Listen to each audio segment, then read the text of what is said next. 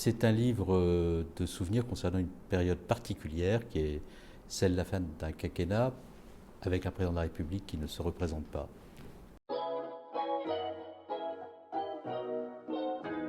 Parce que ces 150 jours à Matignon permettent, dans une période très courte, de voir toutes les vicissitudes de l'âme humaine.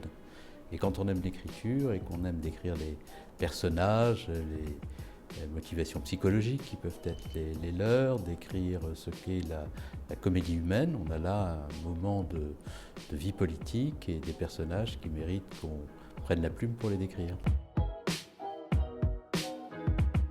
C'est moins la chronique de l'effondrement de la gauche que la chronique du triomphe des égotismes, des narcisses, qui sont très nombreux en politique.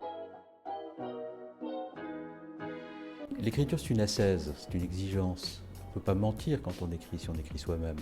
Donc vous êtes devant la feuille blanche, vous avez envie de dire des choses, et vous devez aller puiser au plus profond de vous-même. Cette exigence, elle était extrêmement agréable à vivre après le vacarme et l'intensité de l'action que j'avais pu conduire pendant 5 ans.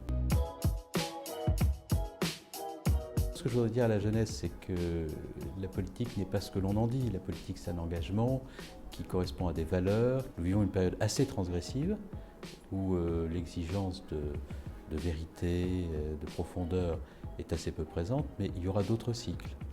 Et je pense que c'est à la jeunesse d'aujourd'hui de préparer la recomposition, le renouveau de la vie politique. Et si je prends la plume pour livrer mon expérience, c'est aussi pour passer le relais à une jeune génération dont je suis sûr qu'elle tirera les enseignements de nos erreurs, aussi de nos réussites.